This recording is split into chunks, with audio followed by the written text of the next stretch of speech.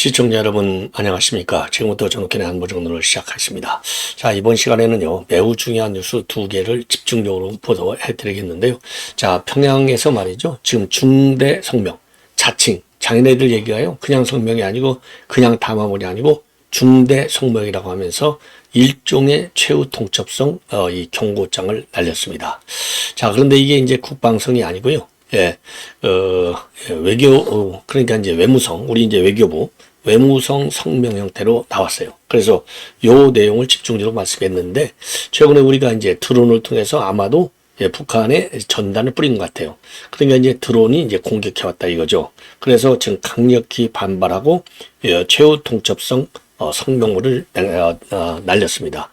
자, 그래서 요거를 갖다가 좀 자세히 분석해 드리도록 하겠고요. 그리고 이제 또 하나는 지금 오마이뉴스가 단독으로 보도하고 있는 내용인데 바로 뭐냐. 지금 이제 이화영 항소심이 진행되고 있지 않습니까? 그런데 이화영 항소심의 재판장이요. 성명 준비 명령을 지금 검찰과 피고인 측에게 날렸습니다. 그래서 성명 준비 명령에 따르면은 24일 날 최종 변론을 한다. 자, 그리고서 이제 24일 날 변론을 하면 뭐 한 달 후 또는 좀 더 나봐야 1월 24일 또는 12월 초. 왜냐면요 6개월이 지나면은 항소심 이 구속기간이 만료가 돼요. 그러니까 12월 연말 안으로 재판이 끝나야 되거든요. 그래서 요렇게 지금 굉장히 서두르고 있는 상황이 되겠습니다. 자, 이걸 보면은 그야말로 초고속으로 항소심이 진행되는 거예요. 예. 자, 그래서 지금 요 얘기는 내가 결국 무슨 얘기냐? 이거 이재명의 경우에는요, 지금 이미 이제 신진우 부장판사도 입장을 내놨지 않습니까? 이번 항소심 판결문을 잘 한번 지켜봐라. 예, 이 얘기는요, 이 팩트, 사실관계는 항소심 판결문을 그대로 인용을 하겠다. 이 얘기나 마찬가지잖아요. 그러니까 대법원에서도요, 이 팩트는 더 이상 시비하지 않아요. 팩트는 1, 2심 판결문에서 나와 있는 내용을 다 그대로 이제 인정을 하고 들어가고, 그 팩트에 적용한 법리가 잘못됐냐 안 됐냐 이렇게 해서 판단하는 게 대법원의 판단이지 않습니까? 그런 것처럼 지금 이화영, 그 다음에 이화영의 1심, 2심은 이제 신진우 부장판사 본인이 내렸기 때문에 너무나 잘 아는 것이고 2심도 그대로 인정될 거 아니겠습니까? 그래서 2심 판결문을 원용하겠다 이 얘기거든요. 그러면은요 지금 이제 2심 판결이 1심에서는 지금 1년 8개월 정도 20개월이 건넜는데 2심 판결은 지난번에 6월 달에 시작했거든요. 그러니까 딱 넉 달 심리하고 바로 들어가는 거예요. 이 정도가 되면은요 신진호 부장판사도 6개월 판결문 쏘기까지 6개월이 걸리지 않을 것이다.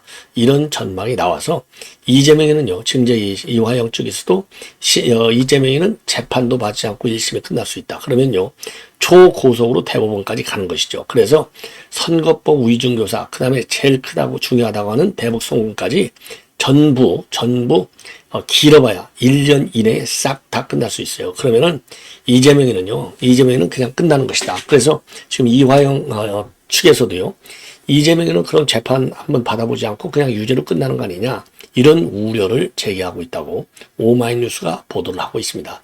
한마디로 이재명의 운명은 이제 다 끝나간다 이렇게 보시면 되고, 그렇다 해서 우리가 마음 놓으면 안 돼요. 왜냐면 이제 신진우 부장판사 측에서 이제 거기에서 또 얼마나 많은 또 희한한 재판 지원 전략을 쓸지는 모르겠지만은 요거요 김동현이나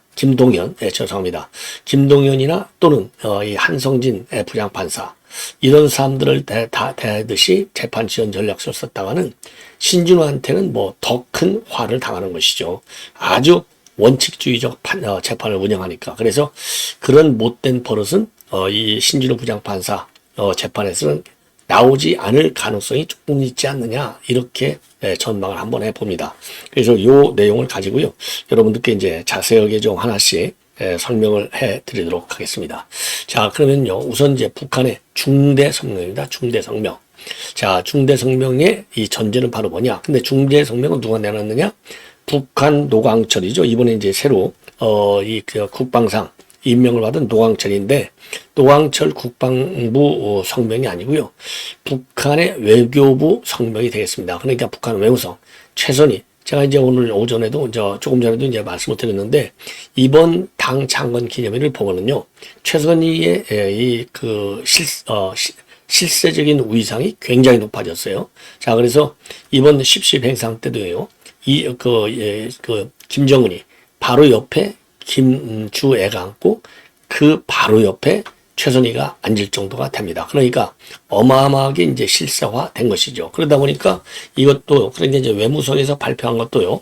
이제 한 두 가지 측면에서 이제 분석을 할 수가 있는데 하나는 이게 이제 무력 공격, 무력 반격과 관련된 거잖아요. 그러니까 이제 이 국방부에서 발표하면 이게 어마어마하게 센 건데 국방부로 가기 전에 외무성이라고 하는 완충 장치를 건너갔다. 그러니까 이제 그리고 이제 그게 하나가 있고요. 그다음에 그러면 왜 외무성이 발표를 했느냐?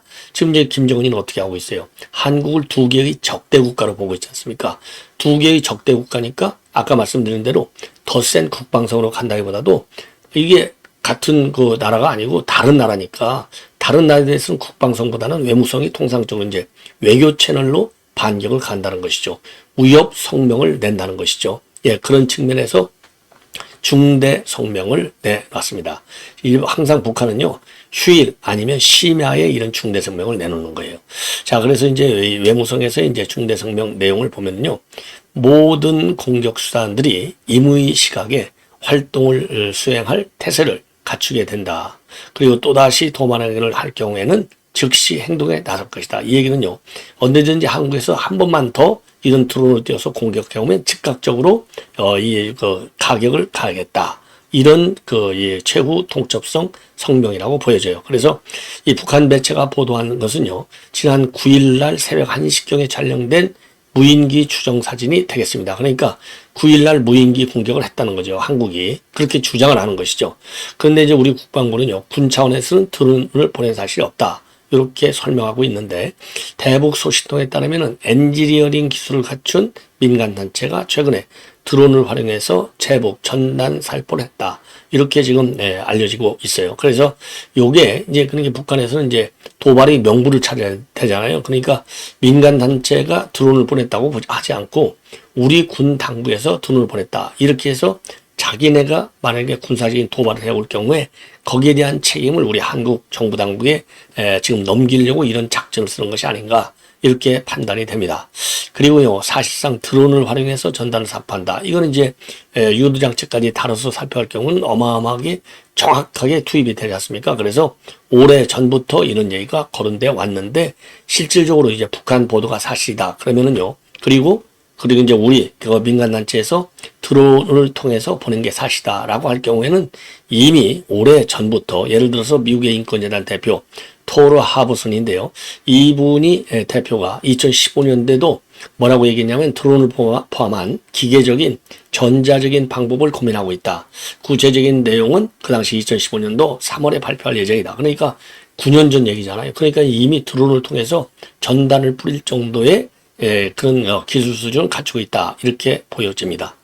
그리고 이제 참고적으로 이제 최근에 지난번 이제 국군의 날 행사 때 우리가 현무5 이 괴물 이 미사일을 갖다가 우리가 이제 선보였지 않습니까? 이거 한마디로 이제 킬체인의 핵심 전력인데 오늘 또다시 장거리 공대지 순항 미사일인 타우러스의 실사격 훈련을 성공적으로 마쳤다.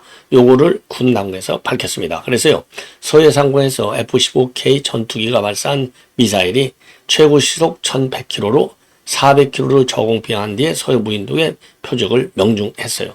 자, 그래서 이제 타우러스의 위력은 뭐냐? 우선 스텔스 기능을 갖춰져 있고, 갖춰져 있어서 내방을 펴가면서 북한 김정은이 G부 벙커를 타격할 수 있는 겁니다. 그리고 3m 정도의 철근 콘크리트를 관통할 수 있거든요. 그리고 타우러스의 순항 미사일의 경우에는요, 최대 사거리가 500km나 돼요. 그래서 대전에서 평양 G부 벙커를 타격할 수 하는데 15분 정도밖에 걸리지 않아요. 왜냐하면 최고 시속이 1100km니까. 그래서 킬체인의 핵심 전력으로 지금 꼽히고 있는데 북한에서 이런 중대 성명을 내놓고 최후 통첩에 경고를 날렸다. 한마디로 이런 우리가 가지고 있는 첨단 이 공격용 미사일을 가지고 그야말로 바로 작전에 들어갈 수 있다는 점을 북한 당국이 꼭 명심해야 된다. 이렇게 판단이 됩니다. 자, 이번에는요, 이제 오마이뉴스가 보도하고 있는 매우 중요한 뉴스가 되겠습니다. 자, 느닷없이 지금 이화영 항소심 재판부 수원 고법에요. 요 재판부에서 지금 문주형 부장판사입니다. 예. 문주형 부장판사가 말이죠. 이 최근에 오는 10월 24일 날 변론을 종결한다.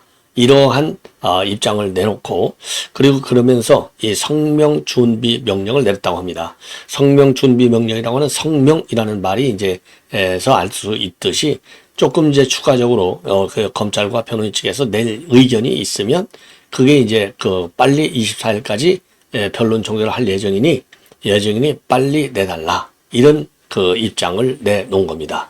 자, 그래서요, 요게 이제 한마디로 얘기해서 이미 신준호 부장판사는 이 항소심 판결문을 보겠다, 이렇게 얘기했거든요. 그러니까 이제 이걸 보면 사실상 이제 사실관계는 더 이상, 왜냐면 1심에서 유죄가 인결됐지 2심에서도 그대로 다 유죄가 인정될 수밖에 없는 상황이잖아요. 이렇게 보면은 이제 사실관계는 이 신준호 부장판사는 별로 신경 쓰지 않겠다는 얘기예요. 그리고 바로 그러니까 이제 굉장히 속전속결로 이 재판을 진행하겠다라는 얘기나 마찬가지죠. 그런데 지금 이제 이 항소심 재판부의 판결이 이제 10월 그러니까 24일 날 10월 24일 날 최종적으로 신문을 한다. 그리고서 종결을 하고, 그리고서 이제 재판 선고를 한다, 이렇게 돼 있거든요. 그러니까 지금 이제 사실상 이재명이가 재판정에서 그동안에 이제 재판 지연 작전, 대장동, 이런 식의 그런 작전을 쓰기에는 굉장히 어려울 것이다, 이렇게 판단이 됩니다. 자, 그래서 지금 오마이뉴스가 전하고 있는 내용을 보면은요, 네, 전하고 있는 내용을 보면은 어떻게 돼 있느냐? 24일 날, 그러니까요, 지난 8일 날 재판이 열렸어요. 지난 8일 날 재판에서 검찰과 이화영 측에게 성명 준비 명령을 지난 8일 날 내렸다고 합니다. 성명 준비 명령이라고 하는 것은요, 검찰이나 피고인 양쪽 모두에 대해서 그동안에 미흡한 부분이 있으면은 보완하라, 이런 재판부의 명령이 성명 준비 명령이라고 합니다. 여기에서 뭐라고 했냐면은 24일 날 변론을 종결하고 최후 진술 시간은 30분으로 예정하고 있으나 쌍방울, 즉 검찰 및 피고인, 쌍방은 검찰과 피고인은 최후 진술을 30분으로 예정하고 있으니 이거를 고려해서 공판 절차를 준비해달라. 그리고 최종 의견도 정리하기 바란다. 사실상 이제 10월 24일 날 재판을 종결하겠다는 뜻으로 보이고요. 그리고 성명 준비 명령에서 오늘 17일 날 열리고 24일 날 변론 종결하잖아요. 그래서 17일 공판과 관련해서는요, 오후 2시에 김성태에 대한 증인 신문이 예정돼 있고, 그리고 나서 박용철에 대한 증인 체부를 결정할 예정이다. 그래서 쌍방 배정된 시간에 맞춰서 신문 사항을 준비해달라, 이렇게 입장을 발표했다고 합니다. 참, 그러면서요, 10월 24일 오후 2시에 직권으로 김아무개, 그 대북사법가로 알려진 인물인데, 이 김아무개를 증인으로 채택해서 신문할 예정이고, 증인 신문 시간은 총 1시간, 그러니까 직권 20분, 변호인 20분, 검사 20분으로 배정했으니 신문 사항을 준비하기 바란다.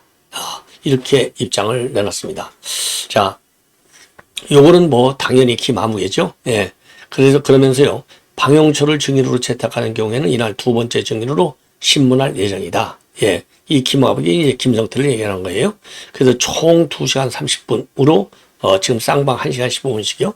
2시간 30분으로, 예정돼 있고, 이를 고려해서 신문사항을 준비하라. 이렇게 입장을 내놨습니다. 자, 여기에 대해서요, 이화영 측에서는 뭐라고 하고 있느냐? 사실 항소심 들어갈 때부터 재판부가 예정한 것일 수 있는데, 이화영의 구속기간이 6개월이 지나니까 판결문 쓰는데 걸리는 시간을 보면, 이 변론을 갖다가 4개월 만에 종결하는 것으로 보인다. 이렇게 보고 있습니다. 근데요, 이 항소심 구속기간은 최대 6개월이기 때문에 올해 12월이면 이제 끝나는 것이죠. 그래서 12월까지 만약에 재판이 끝나지 않으면요, 이화영은 석방돼서 불구속 상태에서 재판을 받게 되는 겁니다. 이러면 안 되죠. 예, 그러니까 이제 재판부가 굉장히 서두른 것이다. 자, 그리고 이제 검찰에서는 지난 7월 달에 1차 항소심 공판에서 본건은 신속한 재판이 필요하다.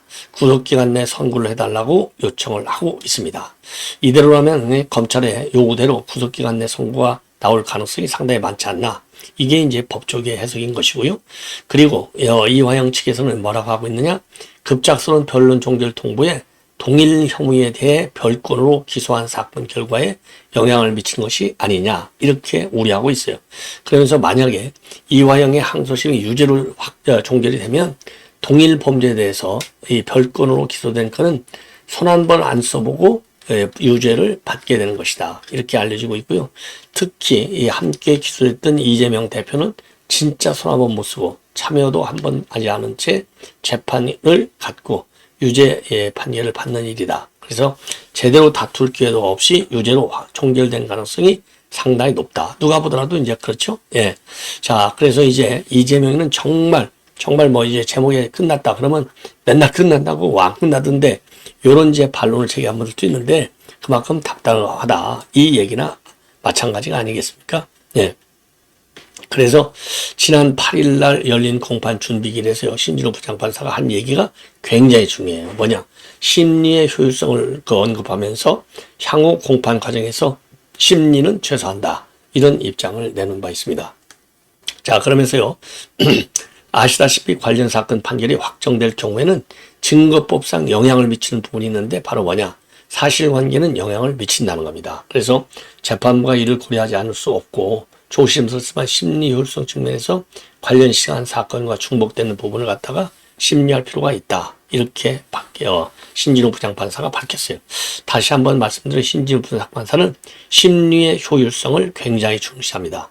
그래서 이제 심리를 최소한도 활용하겠다는 건데 뭐냐? 지금 이제 이 주진우의 경우에는요, 사건 판결이 확정될 경우에는 증거법상 영향을 미치는 부분이 있어요. 그리고 사실관계에 영향도 미치고, 그래서 재판부가 이를 고려하지 않을 수 없다면은 조심스럽지만은 심리 효용술 측면에서 본다면 관련 사건과 중복되는 부분을 심리를 할 필요가 있는 것이 아니냐 이렇게 입장을 내놓고 있습니다. 그리고요, 이미 이화영한테 유죄를 선고한 재판부가 신속하게 진행되는 이 암흑의 부지사, 그러니까 이제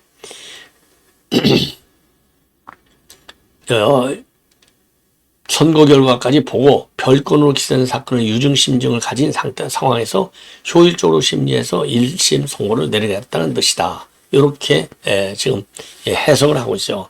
꿈보다 해명이 더 좋은 게 아닌가 이렇게 생각이 듭니다. 자, 그리고 이제 신진호 판사 아까도 말씀드렸지만은 아시다시피 관련 사건 판결이 확정될 경우에는 증거법상 영향을 미치는 부분이 있다. 사실관계는 영향을 미친다. 재판과 이를 고려하지 않을 수 없다. 조심스럽지만은 심리 효율성 측면에서 관련 사건과 중복되는 부분을 심리할 필요가 있지 않냐 이렇게 얘기를 하고 있어요.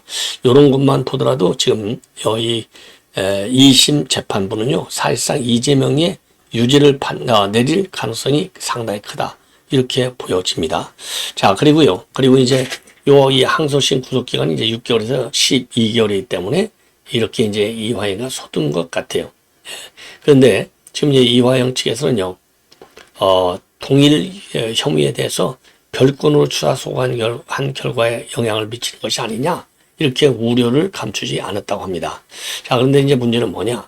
지금 문제는요, 이화영이가 항소심 없이 유죄로 종결이 되면은 동일한 범죄 사실에 대해서는 별정으로 기소된 검은 손바닥을 흔들어 한 번도 못 써보고 유죄를 받게 되는 거다. 특히 이재명이가 진짜 손 한 번 못 쓰고 경기도 참여도 한 번도 하지 않은 상태인데 그 상태에서 재판을 갖고 유죄를 지금 받게 되는데 제대로 다툴 기회도 없이 유동죄로 걸리는 것이다. 이렇게 입장을 내놓고 있습니다. 자, 그리고요, 지난 8일 날 열렸던 공판 준비기일에서 신진호 부장판사 상당히 충격적인 발언을 했어요. 한마디로 심리의 효율성을 상당히 강조하고 났습니다. 왜냐하면 이 공판 과정에서 심리를 갖다가 최소화했다 이런 뜻을 받기 때문에 지금까지는 아주 국민과의 약속을 잘 지키는 것 같아요. 그래서 신진호 부장판사는요, 아시다시피 관련 사건 판결이 확정될 경우에 증거법상 영향을 미치는 부분이 있다. 그리고 사실관계는 어떤 영향이 전한다. 자, 그렇게 이제 알려지고 있어요. 예. 자, 그래서 이제 심리 효율성 측면에서 본다면 관련 사건과 중복되는 부분을 심리할 필요가 있지 않나. 예, 그러니까 시간을 최대한도 줄이겠다는 거나 마찬가지예요. 그래서 지난 8일 공판 준비기일에서 신진호 부장판사 심리의 효율성을 언급하며 향후 공판 과정에서 심려를 끼치겠다는 것 아니냐 이렇게 해서 불만을 가지고 있다고 합니다. 자, 이 정도로 해서요. 지금 이제 굉장히 중요한 그러니까 이제 일찍 생각보다 종결이 된다라고 하는 점, 그리고 이제 열린 공판 준비위원회에서는요. 신중호 판사는 심리의 효율성을 언급하면서 향후 공판 과정에서 심리를 최소화하겠다라는 뜻을 붙였다고 밝히고 있습니다. 자, 그리고요. 지금 아시다시피 지금 이제 부장판사입니다. 예. 신우정 부장판사. 자, 그래서요. 뭐라고 얘기했느냐. 아시다시피 관련 사건 판결이 확정될 경우에는 증거법상 영향을 미치는 부분이 있는데 사실관계는 영향을 미친다. 재판부가 이를 로비 의혹으로 받아들일 수 없는 이유는 자, 그래서 이걸 보면은 지금 신부장 판사가 얘기한 대로 심리 효율성이라고 하는 것은 중복되는 부분은 심리할 필요가 없다. 이 얘기고요. 속전속결로 진행하겠다. 이 얘기나 마찬가지입니다.